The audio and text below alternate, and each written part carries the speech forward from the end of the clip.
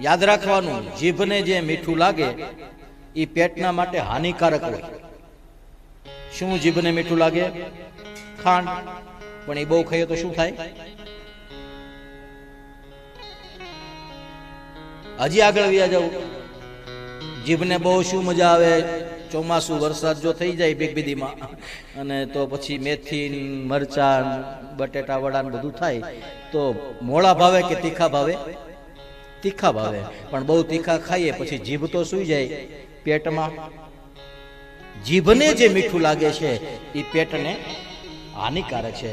હવે જીભને જે ગમતું નથી, શું નથી ગમતું? કીધું કારેલા ન ગમે, મેથી ન ગમે, કળથી ન ગમે, જીભને ન ગમે. પણ એ પેટમાં જાય તો જીભને જે ગમે છે એ પેટ માટે હાનિકારક છે. જીભને જે નથી ગમતું એ પેટ માટે ફાયદાકારક છે. સેમ એવી જ રીતના કાનને જે નથી ગમતું એ ભવિષ્ય માટે સારું છે. શું નથી ગમતું? કીધું કથા કીર્તન, કોક પરાણે હાથ પકડીને બિહારે 2 કલાક માંડ જાય ટાઈમ. કાનને બહુ ઝડપી નહીં, ટેવ પડતા વાર લાગે. એટલા માટે મંદિરોમાં ગળદી ઓછી હોય, જેલું ભરાઈ જાય. બીજી બધી સભાઓ હોય તો માણસોને ઢગલા થઈ જાય, મોડું થયું તો બેસવાનો વારો ન આવે.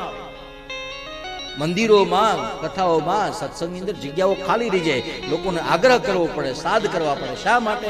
કીધું ફાયદાકારક છે. એટલે એ તરફ આવવા માટે તમારા પગ તમને રોકશે. એટલે કાનને સાંભળવાની મજા નથી આવતી, એ તમારા ભવિષ્ય માટે સારું છે. કાનને જે સાંભળવાની મજા આવે, શું સાંભળવાની મજા આવે? કે તો કોક આપણા વખાણ કરે તે મજા આવે, કોઈકની નિંદા થાય, કોકના ઝઘડા, કોકના કંકાસ, આ બધી વાતોમાં વધારે રસ પડે.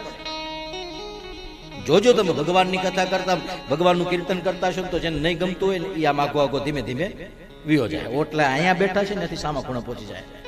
અને તમે 2 જણા ખાલી કાનમાં ગડબડ કરશો ને તો એ ન્યાથી એમ હરીને ક્યારે બાજુમાં આવીને બેસી જાય એ ખબર નહીં પડે. કેમ? ભગવાન જે ફાયદા વાળું નથી ને એને લોકો તરત સ્વીકારવા માટે તૈયાર થઈ જાય છે. એટલા માટે મારા ભગવાન યત્ર જ્ઞાન વૈરાગ્ય ભક્તિ સહિતમ, જે કથા સાંભળો એ ભક્તિપૂર્વક સાંભળો. વાર લાગશે. અને વાર કેટલી લાગશે? કીધું 1 જન્મ ને કેટલાય વિયા જાય. પાછું આવવું પડે કીડી બનીને, મકોડો બનીને, બળદ બનીને, ગાય બનીને. અને એવી કઈ ઉતાવળે શું છે? ભાગવતમાં એવું નથી લખ્યું આટલા જન્મે મળે. જન્માંતરે ભવેત પુણ્યમ તદા ભાગવતમ લભેત. મહાત્માની અંદર એવું લખ્યું કે અનેક જન્મના ભેગા થાય ત્યારે ભાગવતમાં બેસવાનો તમને અવસર પ્રાપ્ત થાય. મળી જાય તો કોઈ પણ ને મળી જાય, ન મળે તો દેવતાઓને ન મળ્યું. ઇન્દ્રને કીધું જતો રે, તારા ભાગ્યમાં ભાગવત નથી. ભગવાન એટલા માટે યશ શૃણવન પ્રપઠન, જે સાંભળ્યું છે એને વાંચો અને પછી વિચાર કરો, વિચારણા કરો.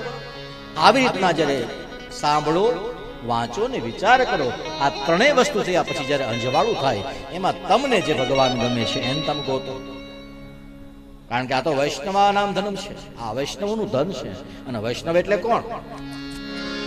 વિરક્ત વૈષ્ણવ વિપ્રો. ભાગવતીના મહાત્માને લખ્યું વિરક્ત છે જેને આસક્તિ નથી. આસક્તિ એટલે ન માં, ન બાપ, ન પિતા, ન પુત્ર, ન પરિવાર, ન મિલકત, ન માલ, કેમાંય જીવ નથી. આસક્તિથી છૂટી ગયો છે એવો માણસ કથા કરે છે, વિરક્ત હોય. બીજો વિપ્ર હોય, એ બ્રાહ્મણ હોય. પછી ઘણા લોકો એમ કે બ્રાહ્મણ નો અર્થ બીજા લોકો કથા કઈ વાંધો નહીં, ગમે એ કરે, કથા જ કરે છે ને. આ તો પેલાના સમયની અંદર કઈ હતું નહીં એટલે બ્રાહ્મણોને જ કથા કરવાની. બુંગણ હોય, હા, પછી માઇક ન હોય, આવા પંખા ન હોય, આવી લાઇટ ન હોય, તો કોણ કરે કથા? કીધું ગામમાં રામજી મંદિરના સાધુ કરે, શિવાલીના સાધુ કરે, કે ગામના બ્રાહ્મણ કરે. દાદા બે શિવદાદા બેસતા અધિક મહિનામાં, કોક દીક પેલા ફળિયામાં બેસે, કોક દીક પેલા ફળિયામાં બેસે, આખો મહિનો કથાઓ કરતા. ખેર લોકો સુખી થયા તો કથાઓ વધી, અને વધી છે તો કથાકારોની જરૂર પડે ને. સારું છે, બધા લોકોને જેવા કથાકારો જોતા એવા મળી જાય, જેવી જ્ઞાતિના જોતા એવા મળી જાય, કોઈ ચિંતા નહીં.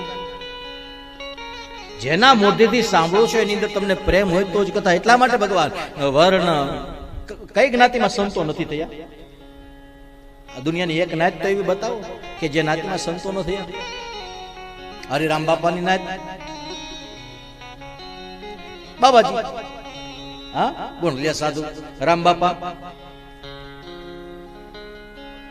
પ્રજાપતિ કુંભાર, પ્રેમદાસ બાપા ચારણ, ભીખારામ બાપા બારોટ, અહીંયા બેઠેલી એક કંગાળદા બાપુ તો કે પટેલ, આ એક એક સમાધિ જો તમે કોઈ એક જ્ઞાતિની અંદર જ બંધાઈને કેમ રહી શકો? ભગવાન દુનિયાની દરેક જ્ઞાતિએ આ દેશને આ ભારત વર્ષને સંતો આપ્યા છે, દુનિયાની દરેક જ્ઞાતિએ વીર પુરુષો આપ્યા છે, દુનિયાની દરેક જ્ઞાતિએ. એટલા માટે ભગવાન જ્ઞાતિઓના વાડામાં ન પડો, સંપ્રદાયોના વાડામાં. કારણ કે આ વૈષ્ણવ એટલે વૈષ્ણવ કઈ એવી કોઈ સિમ્બોલિક, ભગવાન શંકરાચાર્યને બાદ કરતા જેટલા આચાર્ય થયા એ બધા વૈષ્ણવ પરંપરા છે. આ નિંબાર્કાચાર્ય છે એમાં કોની સેવા થાય? રાધેશ્યામ ભગવાન. અંતે તો કૃષ્ણ છે, ન્યાય વિષ્ણુ ભગવાન છે, શાલિગ્રામની સેવા છે. કહેવાય નિંબાર્ક સંપ્રદાય પણ એ છે વૈષ્ણવ સંપ્રદાય. માધવાચાર્યની પરંપરામાં જાઓ ત્યાં પણ જુઓ, ત્યાં શાલિગ્રામ ભગવાન વિષ્ણુ ભગવાનની સેવા તો એ જ્યાં વિષ્ણુની પૂજા થાય છે તે વૈષ્ણવ છે.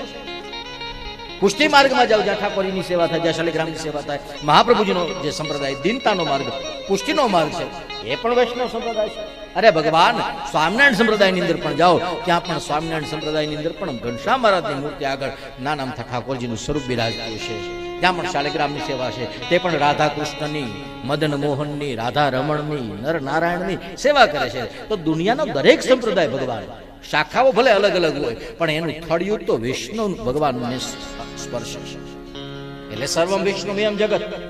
એટલે તો વિષ્ણુ શાસ્ત્રની અંદર લખ્યું છે તિથિર વૈષ્ણુ તથા વારમ નક્ષત્રમ તિથિ વિષ્ણુ, નક્ષત્ર વિષ્ણુ, વાર વિષ્ણુ, યોગ વિષ્ણુ, કરણ વિષ્ણુ, બધું સર્વમ વિષ્ણુમયમ જગત. આખું જગત વૈષ્ણવ છે.